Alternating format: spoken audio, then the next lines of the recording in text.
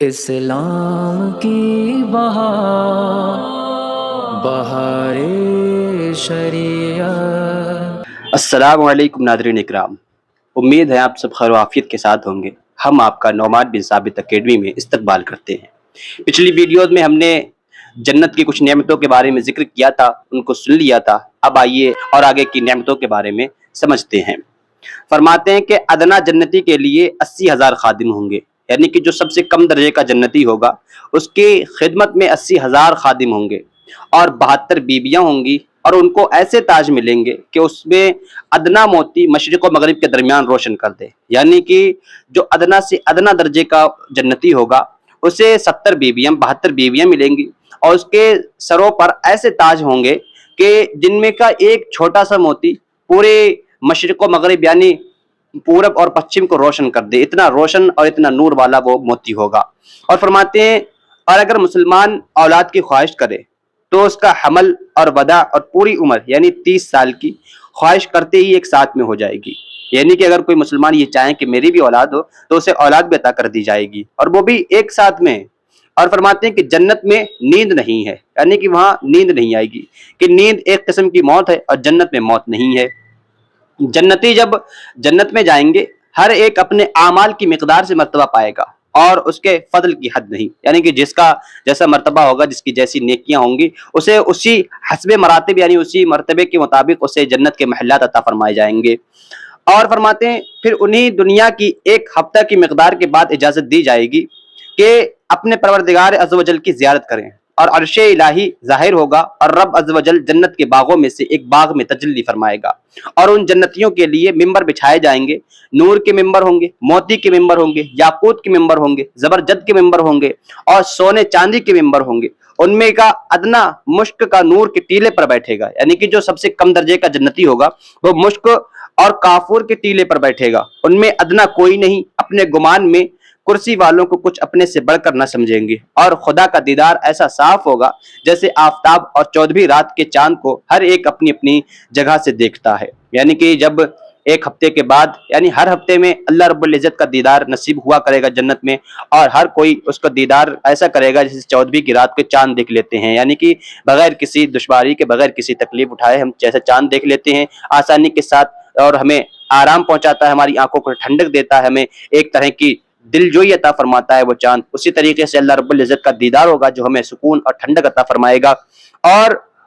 فرماتے کہ اس کا دیکھنا دوسرے کے لیے معنی نہیں، اور اللہ عز و جل ہر ایک پر تجلی فرمائے گا۔ یعنی کہ ایسا نہیں ہے کہ جیسے یہاں پر ہم بیٹھے ہوتے ہیں، اگر سامنے 100 لوگ بیٹھے ہوئے ہیں تو بعض دفعہ ایسا ہوتا ہے کہ 100 لوگ جو آگے ممبر پر بیٹھا ہوا ہوتا ہے، جو اگر بعض تقریر نعت وغیرہ لیکچر وغیرہ دے رہا ہوتا ہے، تو بعض دفعہ ایسا ہوتا ہے کہ ہمارے بیچ میں ان آگے والوں کا سر آ جایا کرتا ہے تو ہم اسے صحیح سے نہیں دیکھ پاتے ہیں، لیکن وہاں ایسا نہیں ہوگا، وہاں کوئی کسی کے معنی نہیں ہوگا، اور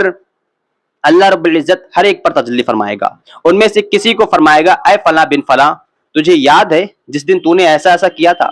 یعنی کہ اللہ رب العزت وہاں نام لے لے کر کے فرمائے گا کہ تجھے یاد ہے کہ جس دن تو نے ایسا ایسا کیا تھا؟ دنیا کے بعض معاصی یاد دلائے گا، یعنی دنیا کے بعض گناہ یاد دلائے گا۔ بندہ عرض کرے گا تو اے رب کیا تو نے مجھے بخش نہ دیا؟ فرمائے گا ہاں، میری مغفرت کی وسعت ہی کی وجہ سے تو اس مرتبے کو پہنچا ہے۔ وہ سب اسی حالت میں ہوں گے کہ ابر چھائے گا اور ان پر خوشبو برسائے گا کہ اس کی سی خوشبو ان لوگوں نے کبھی نہ پائی تھی۔ اور اللہ عز و جل فرمائے گا کہ جاؤ اس کی طرف جو میں نے تمہارے لیے عزت تیار کر رکھی ہے، جو چاہو لو۔ پھر لوگ اپنے ایک بازار میں جائیں گے جسے ملائکہ گھیرے ہوئے ہیں، اس میں وہ چیزیں ہوں گی کہ ان کی مثل نہ آنکھوں نے دیکھی، نہ کانوں نے سنی، نہ قلوب پر ان کا خطرہ گزرا یعنی خیال گزرا۔ اس میں جو چاہیں گے ان کے ساتھ کر دی جائیں گی، یعنی کہ وہاں ایک طرح کا بازار بھی ہوگا۔ اللہ رب العزت جب دیدار فرمائے گا تو فرمائے گا کہ جاؤ اس کی طرف جاؤ جو میں نے تمہارے لیے عزت تیار کر رکھی ہے۔ پھر لوگ ایک بازار میں جائیں گے، ایک طرح کا بازار ہوگا جس میں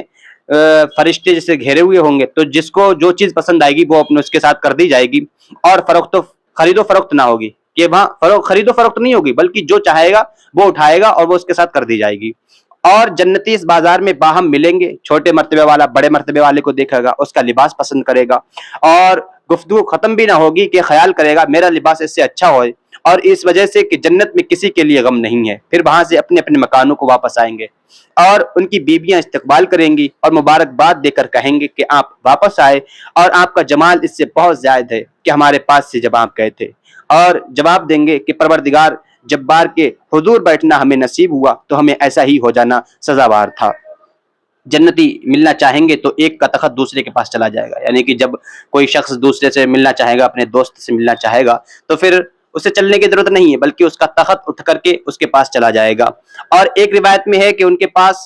نہایت اعلیٰ درجے کی سواریاں اور گھوڑے لائے جائیں گے، ان پر سوار ہو کر جہاں چاہیں گے وہاں جائیں گے۔ سب سے کم درجہ کا جو جنتی ہے اس کے باغات اور بیویاں اور نعیم اور خدام اور تخت 1000 برس کی مسافت تک ہوں گے، ان میں اللہ عز و جل کے نزدیک سب معزز ہیں۔ اور جو اللہ تعالیٰ کی وجہ کریم کے دیدار سے، یعنی اللہ رب العزت کے چہرے انور کے دیدار سے ہر صبح شام مشرف ہوگا، جب جنتی جنت میں جا لیں گے، اللہ عز و جل ان سے فرمائے گا کچھ اور چاہتے ہو جو تم کو دوں؟ عرض کریں گے تو نے ہمارے منہ روشن کیے، جنت میں داخل کیا، جہنم سے نجات دی، اور اس وقت پردہ کی مخلوق پر تھا اٹھ جائے گا تو دیدار الہی سے بڑھ کر انہیں کوئی چیز نہ ملے گی، یعنی اللہ رب العزت کے دیدار سے بڑھ کر کوئی چیز ہے ہی نہیں تو ملے گی کہاں سے۔ یہ جو ساری چیزیں بتائی گئی ہیں یہ ایک طرح کی مثال کے طور پر بتائی گئی ہیں، ورنہ جنت کہاں اور یہ دنیا کی چیزیں کہاں، کوئی مناسبت ہی نہیں ہے۔ وہاں کی ادنی سے ادنا چیز، جیسا کہ بتایا گیا کہ وہاں کچرا رکھنے کی جگہ، کوڑا رکھنے کی جگہ اس دنیا مافیا سے بہتر ہے۔ اب سوچو کہ کوڑا کہاں رکھا جاتا ہے اور پھر کوڑا رکھنے کی جگہ کتنی ہوتی ہے، اور وہ جنت میں ہوگا تو جنت کی جگہ اور پھر دنیا مافیا میں کیا ہی مناسبت ہے، کوئی نسبت نہیں ہے، بلکہ وہاں کی ہر چیز اعلیٰ درجے کی ہوگی۔ وہاں کی ایسی ایسی چیزیں ہوں گی جو ہم نے نہ کبھی دیکھی، نہ ہم نے کبھی سنی، نہ ان کو خیال، ان کا تصور بھی ہم نہیں کر سکتے۔ وہ کیسی کیسی روشن اور کیسی نور والی چیزیں، کیسی خوبصورتی ہوگی جنت میں، ہم اس کا تصور بھی نہیں کر سکتے ہیں۔ اللہ رب العزت سے یہی دعا ہے کہ اللہ رب العزت ہمارے اعمال نیک فرمائے اور ہمیں نیک اعمال کرنے کی توفیق عطا فرمائے، تاکہ ہم بھی میدان محشر میں حساب و کتاب کے بعد حضور نبی اکرم صلی اللہ علیہ وسلم کی شفاعت سے جنت میں داخل ہوں اور ہم اس کے دیدار سے بہرہ بر ہوں اور اس کی جنت میں جا کر کے آرام والی زندگی گزاریں۔ اللہ رب العزت سے یہی دعا ہے کہ اللہ رب العزت ہمیں نیک عمل کرنے کی توفیق عطا فرمائے، ہمیں علم دین زیادہ سے زیادہ سکھانے کی توفیق عطا فرمائے۔ امید ہے آپ کو یہ ویڈیو پسند آئی ہوگی، اگر پسند آئی تو لائک اور شیئر کریں اور ہمارے چینل کو سبسکرائب کریں۔ اور جیسا کہ میں نے آپ کو بتایا کہ یہ نعمان بن ثابت اکیڈمی ایک اکیڈمی کے طور پر کام کرتی ہے، تو اگر آپ اپنے بچوں کو پڑھانا چاہتے ہیں یا خود پڑھنا چاہتے ہیں تو ہم سے ضرور رابطہ قائم کریں۔ ویڈیو دیکھنے کے لیے بہت بہت شکریہ۔